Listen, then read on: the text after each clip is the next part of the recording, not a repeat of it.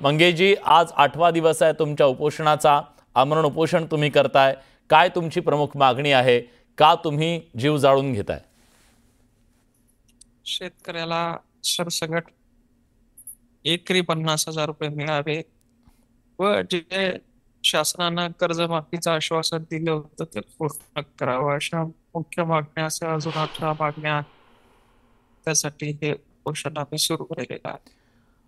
तुमच्याशी कोणी संपर्क साधलेला आहे का? हे उपोषण तुम्ही मागे घ्यावं यासाठी आवाहन सुद्धा पालकमंत्र्यांनी केले असं कळतंय। पालकमंत्र्यांचा देखील या ठिकाणी फोन आला होता, हम्म मात्र तरी देखील आम्ही हे आंदोलन सुरू ठेवलं। आज 5व्या दिवशी फोन आला होता मला, बर मात्र आज मुख्यमंत्री साहेबांच्या कार्यालयातून आणि आमचं शिष्टमंडळ तुमच्याकडे येऊन तुमच्या मागण्या संदर्भात विचार करा असं त्यांनी कळवलं।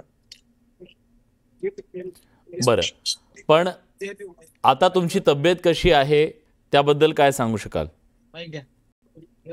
आता तब्येत ठीक आहे। एक शारीरिक प्रॉब्लेम असल्यामुळं ब्लडिंगचा प्रॉब्लेम झाला होता, मात्र डॉक्टरांनी थोडा IV लावला होता। काळजी नागरिकांच्या आग्रहास्तव घ्यायला सांगितली होती आणि उपोषण सुरू आहे। बरं, पण काय परिस्थिती आहे? तुम्ही आता ज्या भागात हे आंदोलन करताय त्या भागातल्या शेतकऱ्यांची काय स्थिती आहे? का तुम्हाला हे उपोषण करावं लागलं?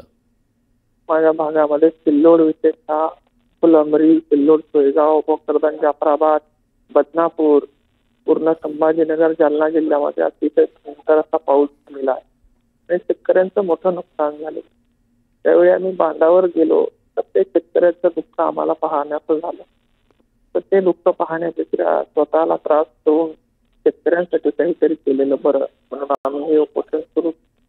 मात्र 5 दिवस आमच्याकडे कोणी दखल घेतली नाही। मात्र जसं जसं जनतेचा शेतकऱ्यांचा प्रतिसाद वाढला तसं तसं सरकार देखील ताळ्यावर यायला लागलं आणि आज कुठेतरी शिष्टमंडळ भेट घेणार आहे म्हणून अशी माहिती त्यांनी। बरं, शिष्टमंडळ जेव्हा भेटीला येईल तेव्हा त्या शिष्टमंडळाकडे तुमची काय मागणी असेल? प्रमुख मागणी काय असेल? आमची प्रमुख मागणी तर सरसकट नुकसान भरपाईचीच आहे। विशेषतः सिल्लोड, फुलंब्री, भोकरदन, जाफराबाद, सोयगाव, बदनापूर, कन्नड या ठिकाणी जरी त्यांनी पूर्ण महाराष्ट्राच्या मराठवाड्याचं आमचं ऐकलं नाही, कमीत कमी आमची छत्रपती संभाजीनगर आणि जालन्यापुरतं तरी त्यांनी ऐकावं, ही मागणी आम्ही लावून धरणार आहे। त्याशिवाय मंगेशजी, आज शेतकऱ्यांना कर्जमाफी का गरजेची आहे? काय स्थिती आहे शेतकऱ्याची? का तुम्ही अशा प्रकारची मागणी करताय की त्याला कर्जमाफी दिल्याशिवाय तो पुन्हा उभं राहू शकणार नाही? जो शेतकरी जगाला पोचतो त्या शेतकऱ्याला आज कोणीतरी बिस्किट वाटतंय, लाईन मध्ये उभं करत, हे दृश्य विदारक आहे आणि म्हणून शेतकऱ्याला आज उभं राहण्यासाठी वरुण राजानं जे हाल शेतकऱ्याचे केले, मायबाप सरकारनं इलेक्शन पूर्वी सांगितलं होतं की आम्ही कर्जमाफी देऊ, मायबाप सरकारनं इलेक्शन पूर्वी सांगितलं होतं की दिवाळीला आनंदाचा शिदा दे, मायबाप सरकारनं सांगितलं होतं एक रुपयामध्ये किस्त विमा दे, मात्र यापैकी काही सरकारनं दिलेलं नाही म्हणून आता ती योग्य वेळ आहे आणि आता द्यायला पाहिजे। बरं, काही शेतकरी नेत्यांनी सुद्धा तुम्हाला पाठिंबा दिलाय असं कळतंय। कोणकोण शेतकरी नेते आहेत जे आता तुमच्या या आंदोलनाच्या सोबत उभे आहेत?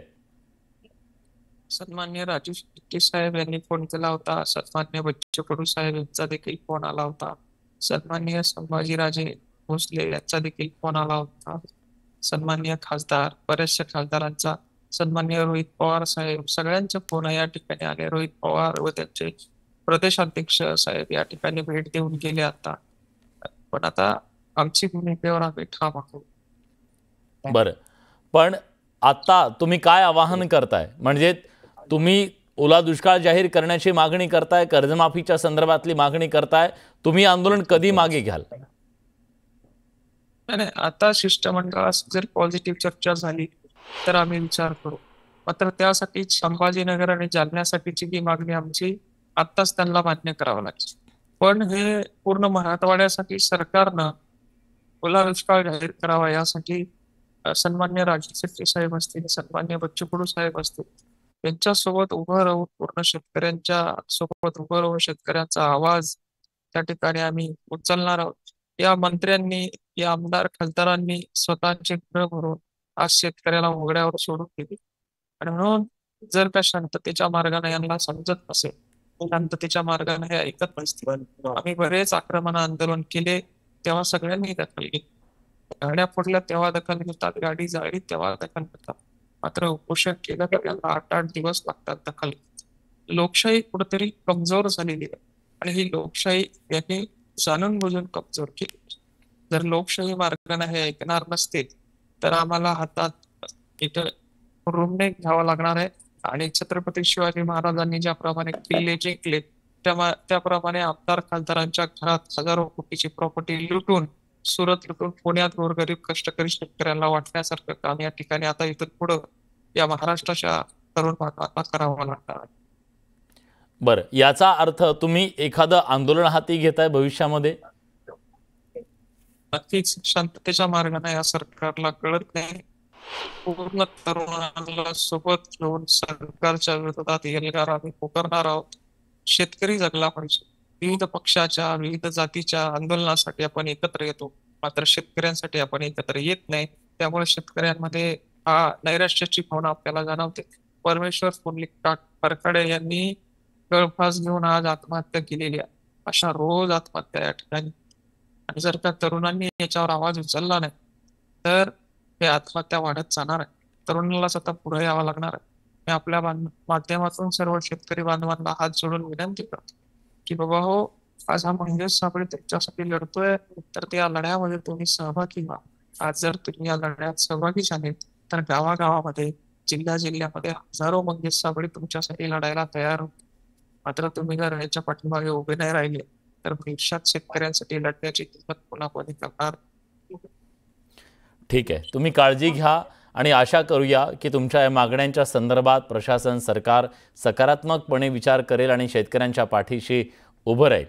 खूप खूप धन्यवाद, तुम्ही न्यूज 18 लोकमतशी बोललात त्याबद्दल.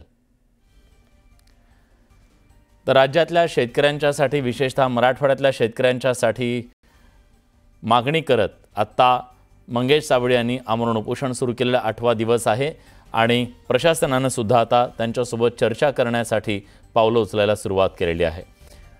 हैदराबाद गॅझेटच्या आधारावर अध्यादेश काढण्यात आला. त्याला आव्हान देणाऱ्या याचिकांवर आज मुंबईमध्ये उच्च न्यायालयामध्ये अत्यंत महत्त्वाची सुनावणी होणार आहे. एकूण 5 याचिकांवर आज मुंबई उच्च न्यायालयामध्ये सुनावणी होतीये. मराठवाड्यातील मराठा समाजाला कुणबी दर्जा देण्याच्या मुद्द्यासंदर्भातला शासकीय अध्यादेश रद्द करा अशी मुख्य मागणी आहे. दरम्यान अध्यादेशात हैदराबाद गॅझेट आणि सातारा गॅझेटच्या अंमलबजावणीचा उल्लेख आहे. या दोन्ही गॅझेटचा आधार हा कायदाबाह्य आहे. तसंच राज्य सरकारनं काढलेला अध्यादेश बेकायदा आहे असं याचिकेत म्हणण्यात आलंय. त्यामुळे अध्यादेश तातडीने रद्द करावा अशी मागणी करण्यात येते.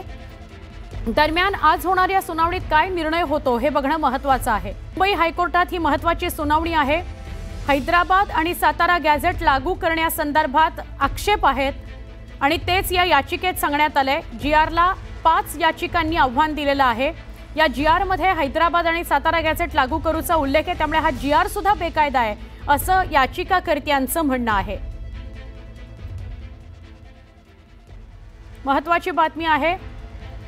मुंबईमध्ये जेव्हा जरांगे आणि त्यांचे समर्थक आले तेव्हा त्यांना हा GR दिला गेला होता सरकारकडनं आणि त्यात त्यांच्या काही महत्त्वाच्या मागण्या, हैदराबाद गॅझेट, सातारा गॅझेट याचा उल्लेख होता. त्याच्याविषयीची ही बातमी आपण बोलूया आमचे प्रतिनिधी प्रशांत बाग यांच्याशी.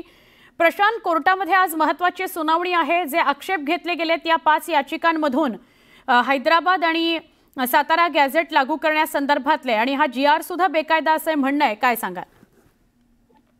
ज्या 5 दाखल याचिका आहेत त्या कोणाच्या आहे हे जरी लक्षात घेतलं तरी लक्षात येईल की ओबीसी आणखी मराठा हा संघर्ष आता न्यायालयीन लढाईत सुरू झालाय. कुणबी सेना, माळी महासंघ, सदानंद मंडलिक, समता परिषद, अहिर सुवर्णकार समाज आणि नाभिक महासंघ यांनी याला आव्हान दिलंय.